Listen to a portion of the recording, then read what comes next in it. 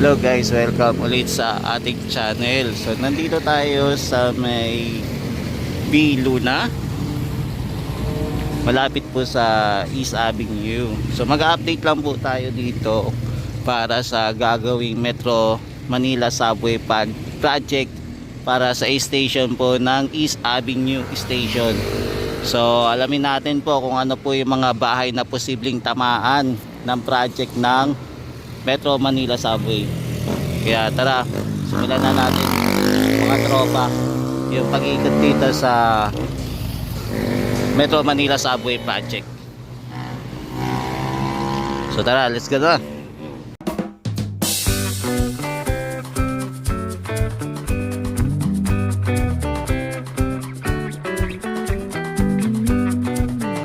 Yan, so unahin natin dito sa Malakas Street. So meron ditong area na tatamaan. Tapos nandito tayo sa B. Luna Road. Yan, so ito pong bakanting lote. Ito po ay isa sa mga sasakupin ng Metro Manila Subway. So makukuha din po itong area na tatamaan din po, magiging affected para sa project, para sa East Avenue Station po.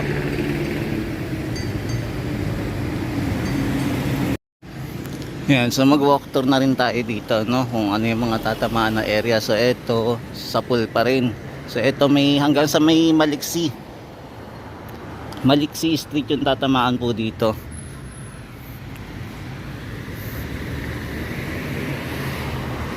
So ito meron pa rin naman nakatirang mga bahay. Pero doon sa likod wala na mga bahay o ginabahan na. Etong clean fuel hindi pa naman po umaalis. So nandito pa rin po sa area. Yan, so ito din po yung tatamaan. Parehas din po tatamaan tong area na to. Tapos ito bakanting lote, no, nagiba na. So itong area nagiba na po.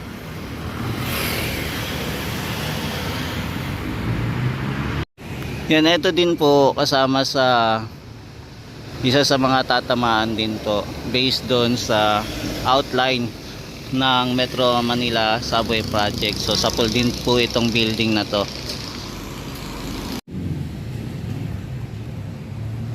Yan, so ito po yung mga area na affected, no, yung tatamaan ng project ng MMSP.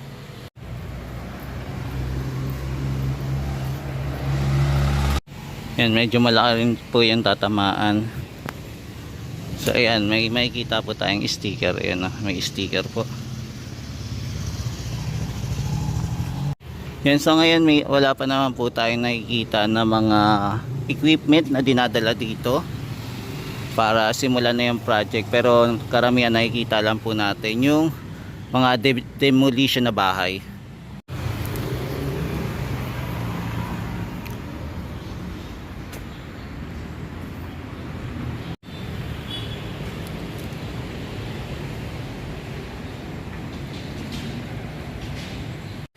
Yan, so hanggang dito pala yung tatamaan na itong may pader na to. So itong area magkakaroon ng i-demolish na bahay. Ito hindi ko alam kung tatamaan pa to yung bahay na to o kasi merong sticker din nakalagay. Pero dito sa bahay na to wala, no, binasag na nila. Yan, so ito din may nakita tayong sticker na nakakabit. Yan, MMSP.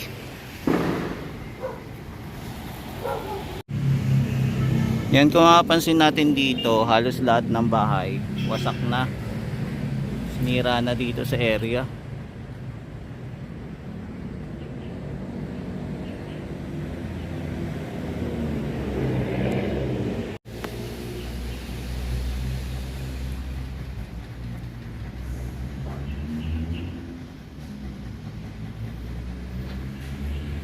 Yan, grabe, ang dami na ng bahay na pala nasira dito, no, para sa project ng Metro Manila Subway. So ayan po yung mga nangyari. Yan, puntahan naman po natin yung Mapang-Akit Street. So check natin kung ano yung mga bahay na nag-iba na doon sa area. Yan, may mapapansin pa rin po tayo mga bahay dito na hindi pa umaalis. May mga ano pa rin, may mga okay pa rin na bahay.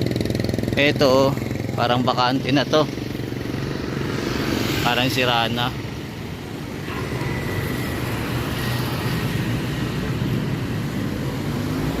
Ito okay pa rin, bukas pa rin. May mga establishment pa rin na bukas, na available pa rin.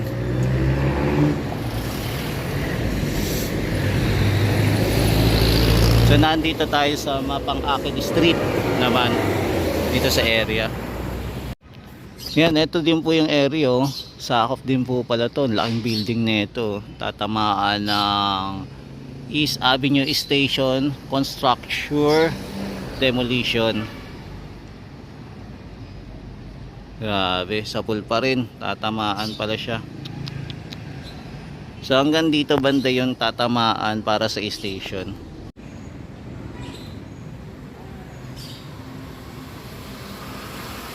So ayan, so ito yung mga bahay na to, posibleng mag-iba po. Hindi lang po pala posible, posibleng talaga. Siguradong magigiba dahil sa project para sa Metro Manila Subway po.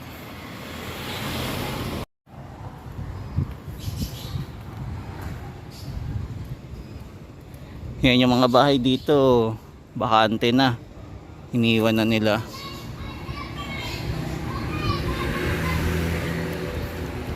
Tayo mga meron naman mga dito, mga may pang establishment. Oh, hello. Ayan. Okay.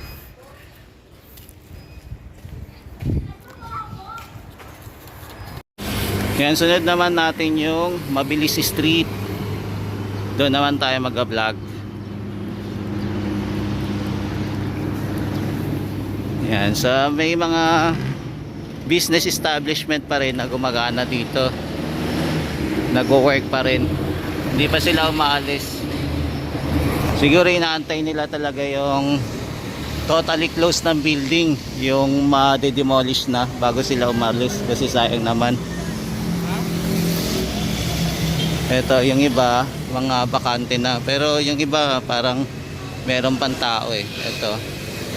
Ito, parang wala na, tapos may for rent pa rin. May for rent pa rin. Yan yung Palawan, nag-ooperate pa rin pala dito. Operate pa rin, maging yung Talyer, nag-ooperate pa rin. So nandito tayo sa Mabilis Street. So dito naman tayo titingin. Yan, sa etong area na to na demolish na, no, pinagsisira na.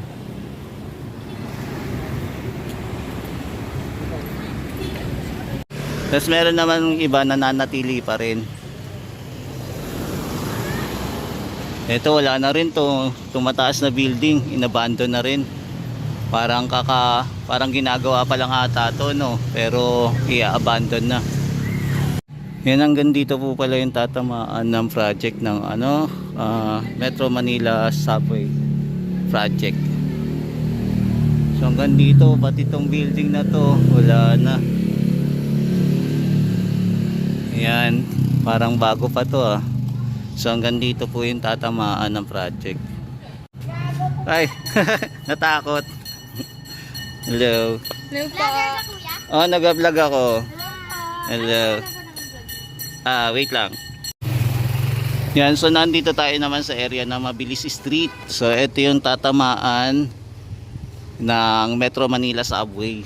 Ayan, dami ng bahay po na demolish dito. So ayan, no, giniba na dito. So abangan na lang natin kung kailan yung pre-construction dito, kung kailan sila maglalatag. Wala pa tayong update.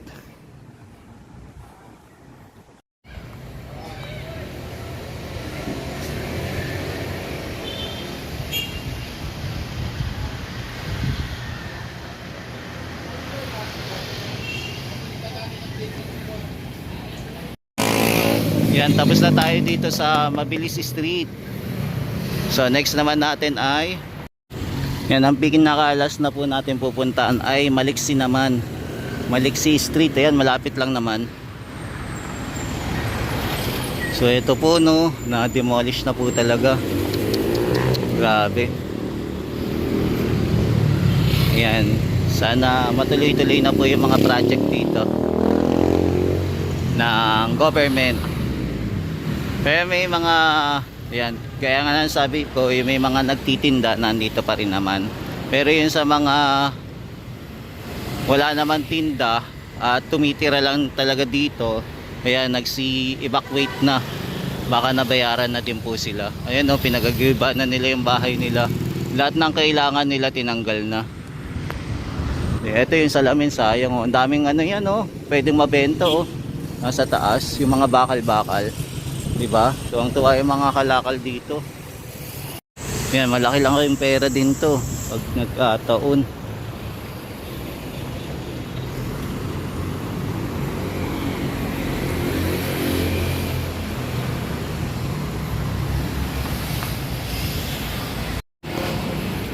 Yan, nandito naman po tayo sa area ng Maliksi Street.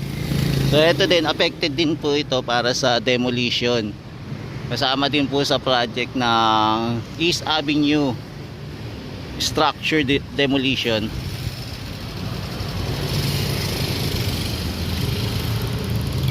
Yan, silipin din natin. So mapapansin natin wala na rin po pala mga nakatira dito, no. Ayan, parang abandon na rin yung bahay.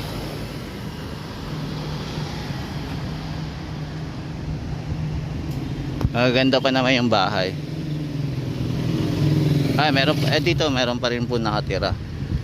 Ito kaya saan kaya, hanggang saan kaya banda dito? Ito meron pa rin. Meron pa rin, no, kasama. Hindi ko lang alam kung pinakadulo dito yung tatamaan. Ito parang abandon na. Ito may nakatira pa. Mukhang hanggang dito ata. Ito pinakadulo yung tatamaan. Yan, mukhang hanggang dito po yung tatamaan ng project. Tapos hanggang dito sa area siguro. Medyo malaki pa po yung bakante dito na available. So hanggang dito siguro sa area pwedeng tamaan po ng project ng Metro Manila Subway.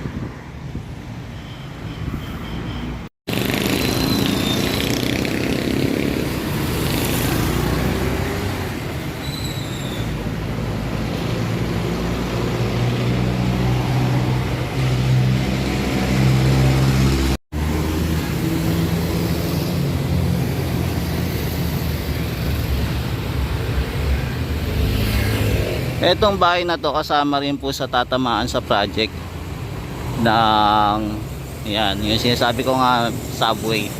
Yan, kasama po yan sa tatamaan. So hanggang dito po banda. Yan, dito. Hanggang dito. So yung tatamaan. Yan, halos naikot na din po natin, no, kung ilang street yung tatamaan ng project dito sa Metro Manila Subway. So kasama na po ang yan, so inauna natin po yung Malakas Street, Matatag Street, Mapang-akit Street. Sumunod naman po Mabilis at sa Maliksi. Ayan po yung tatamaan na street, malapit po sa Biluna Road. Ayan, abangan na lang din po natin kung kailan magsisimula yung project dito at kung kailan po totally madedemolish yung mga area dito, yung mga bahay-bahay. So balikan natin ito ulit, update po ulit tayo mga kababayan. Yan, itong area din to na CPRM, totally na destroy na po, no, yung building na to. Tapos ang daming kalakal na pwedeng kunin dito sa area. So ang tatamaan po itong mayroong hanggang dito lang, itong may brown ba to, basta ito. Yan, tatamaan. Yan, so ito muna yung latest update natin dito sa Metro Manila Subway Project dito sa East Avenue Station para sa structure demolition. Yan, balikan na lang po natin ito sa mga susunod na araw kung ano na magiging status, kung totally lahat ito madidemolish na. For the meantime kasi parang nagbabaklas po muna sila ng mga kailangan nilang gamit. Yan, maraming salamat po. Ito po ulit si JR Doria TV, nag-update dito sa mga project sa Metro Manila po, lalo na po ang project sa Metro Manila Subway Project. Yan, maraming salamat po, hanggang sa muli. Mahalin po natin ang Pilipinas. Thank you po.